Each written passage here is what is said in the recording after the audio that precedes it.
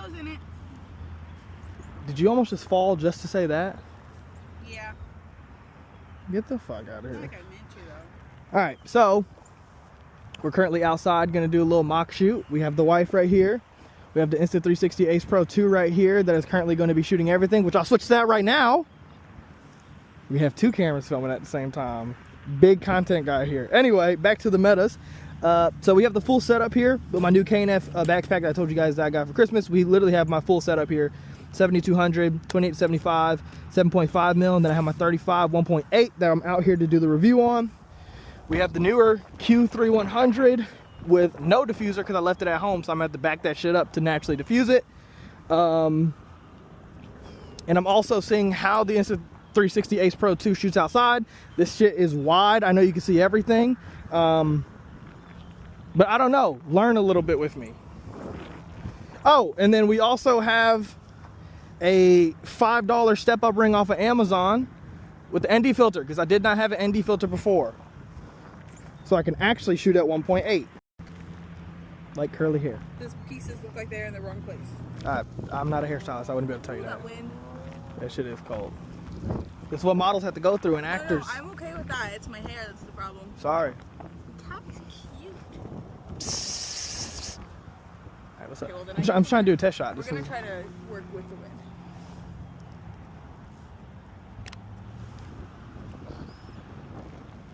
I mean, I think that's a pretty soft, dreamy look that you want. That's straight out of camera. Yes!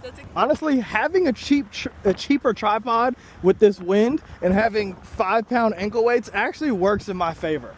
I still don't like the tripod, but with the wind blowing, that weighs probably 3 times as much as my tripod, so that's not going anywhere. All right, so right now the light's about 7 feet away from our subject. The subject is not facing the sun, so we're using the sun. So we have a 2-light setup. You know, lack of better words, we have the light shining from the sun as a rim light. Then we have the flash filling the shadows as the key light. And like I said, this is the first shot that we got, and I already think it looks pretty damn good. We're going for, what was the word? Whimsical Olivia Dean type beat. That's what we're going for here. All right, do I need to adjust this at all? I mean, I feel like that's pretty good, especially at that 1.8. And we have I don't know if you noticed, we have a little flare on your right-hand side, like a little... Oh, that's cool. Sunlight flare. Yeah, that's cool. Is my shit recording?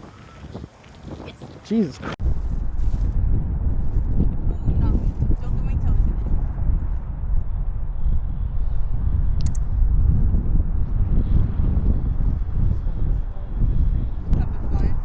Oh, shit. Kristen got stung by a bee. So now we're like both super paranoid. One of them roll up on me. I'm punching, as you see, and I'm leaving that in. I'm punching with the camera. They getting punched.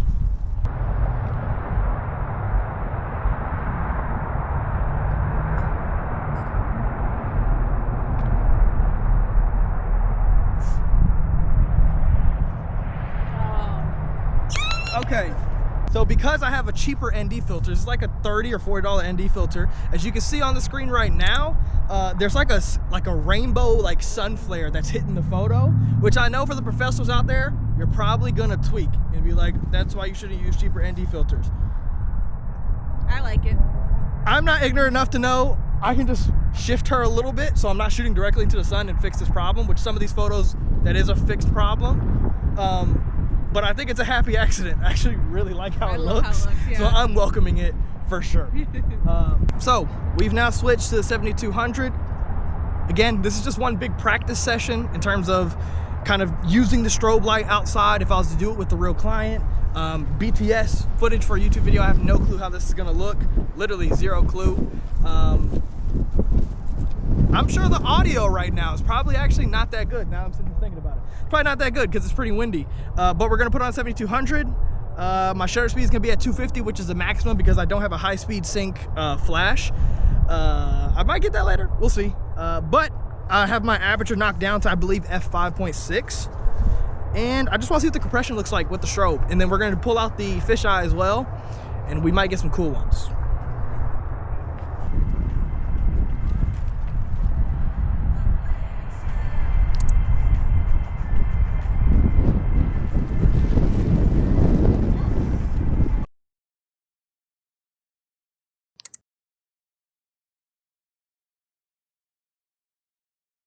So we have now switched to the Brighton Star 7.5 mil. This is an APS-C, but I am going to be shooting on full frame, I believe. These could be really cool. I haven't really got to take this out for a true test drive yet, so we will see.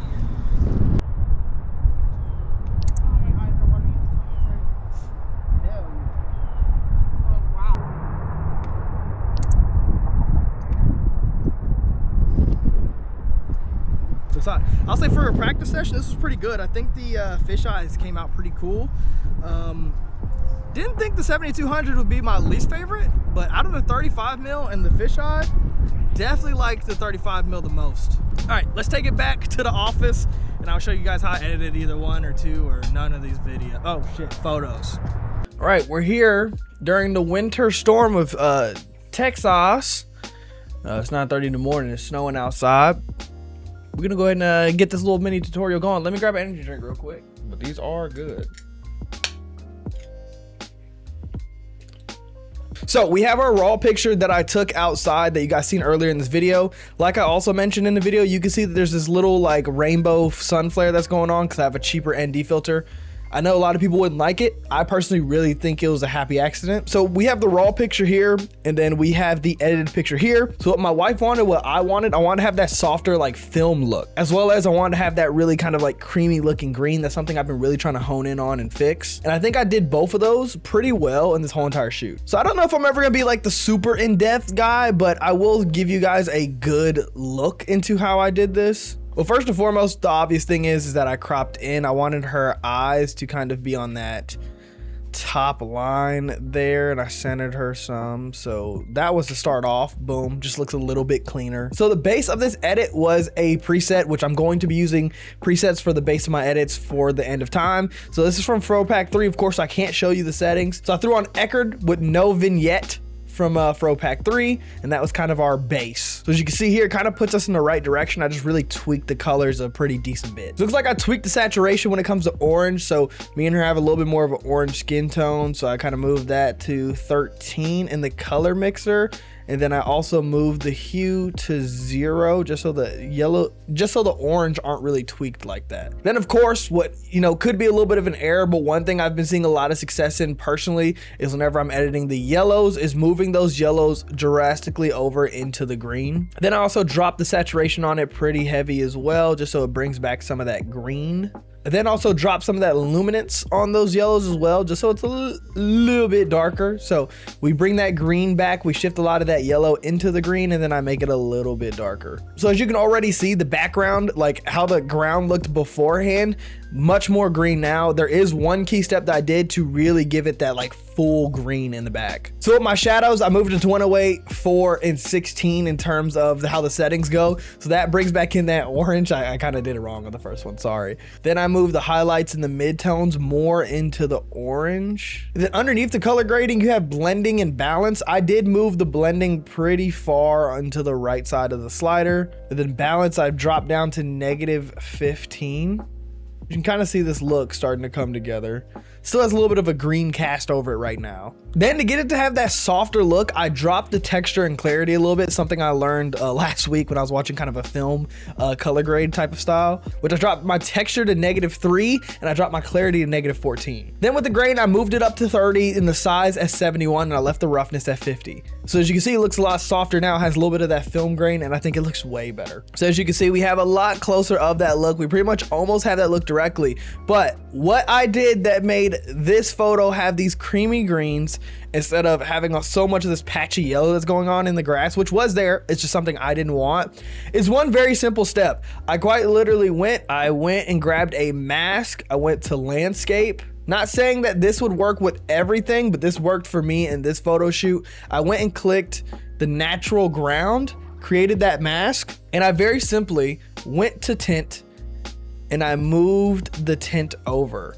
So all that yellow that you see, so see how yellow that background is right now? I moved the tint all the way over or not all the way over, but I moved it over a decent bit until we get a full green background. So as you can see, we pretty much have a 1-to-1 copy of this photo. So that's pretty much everything that I did here to kind of get the same look. The only big difference here is this little patch of grass over here, which I probably just went in and either gen removed it, or I just did a very minuscule mask there and kind of had it match up. Outside of that, everything else looks the exact same. But yeah, if you have any other questions or any other videos you do want to see, make sure to drop a like and let me know down in the comments. Make sure obviously subscribe for more videos.